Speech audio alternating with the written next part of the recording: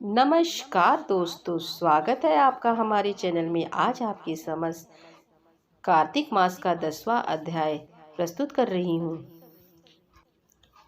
राजा पृथु बोले, हे ऋषि श्रेष्ठ नारद जी, आपको प्रणाम है। कृपया आप यह बताने की कृपा कीजिए कि जब भगवान शंकर ने अपने मस्तक के तेज को क्षीर सागर में डाला तो उस समय क्या हुआ। नारद जी बोले, हे राजन, जब भगवान शंकर ने अपना वह तेज क्षीर सागर में डाल दिया तो उस समय वह शीघ्र ही बालक होकर सागर के संगम पर बैठकर संसार को भय देने वाला रुदान करने लगा। उसके रुदान से संपूर्ण जगत व्याकुल हो उठा।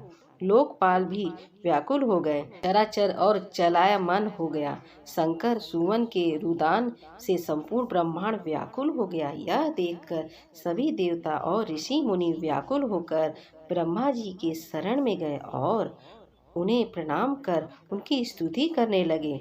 उन सभी ने ब्रह्मा जी से कहा, हे पितामह, यह तो बहुत ही विकट परिस्थिति उत्पन्न हो गई है। हे महायोगिनी, इसको नष्ट कीजिए। देवताओं के मुख से इस प्रकार सुनकर ब्रह्मा जी सत्यलोक से उतरकर उस बालक को देखने के लिए सागर तट पर आए। सागर ने ब्रह्मा जी को आता देखकर उन्हें प्रणाम किया और बालक को उठाकर उनकी गोद में दे दिया। आश्चर्यचकित होते हुए ब्रह्मा जी ने पूछा, हे सागर, यह बालक किसका है? शीघ्रता पूर्वक कहो। सागर विनम्रता पूर्वक बोला, हे प्रभु, यह तो मुझे ज्ञात नहीं, परंतु मैं इतना अवश्य जानता हूँ कि यह गंगा सागर के संगम पर प्रकट हुआ है। इसलिए हे जगत गुरु, आप इस बालक का जात कर्म आदि संस्कार करके इसका जातक फल बताइए।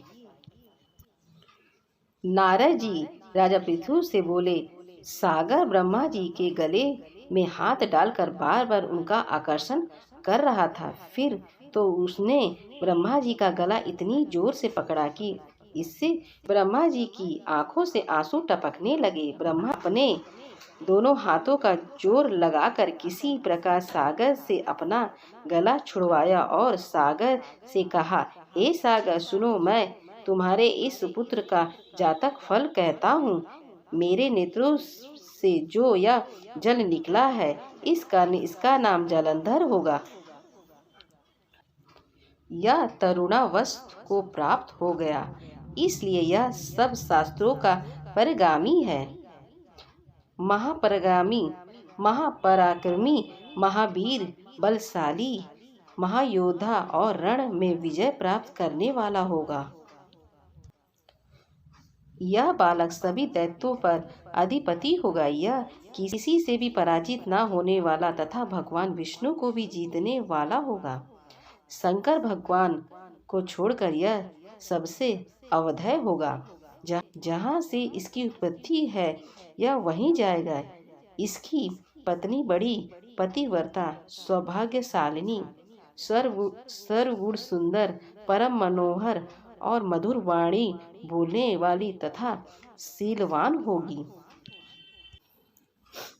सागर के इस प्रकार कहकर ब्रह्मा जी ने शुक्राचार्य को बुलाया और उनके हाथों से बालक का राजाभिषेक कराया और स्वयं अंतर्ध्यान हो गए। बालक को देखकर सागर की प्रसन्नता की सीमा न रही। वह हर्षित मन से घर आ गया। फिर सागर में उस बालक का पालन पोषण कर उसे पुष्ट किया। फिर कालनेमी नामक असुर को बुलवाकर वृंदा नामक कन्या से विधि पूर्वक उसका विवाह करा दिया। उस विवाह में बहुत ही बड़ाऊ उत्सव हुआ। श्री शुक्राचार्य के प्रभाव से पत्नी सहित जलंधर दैत्यों का राजा हो गया। अगर मेरी वीडियो आपको अच्छी लगी तो हमारे चैनल को सब्सक्राइब करें।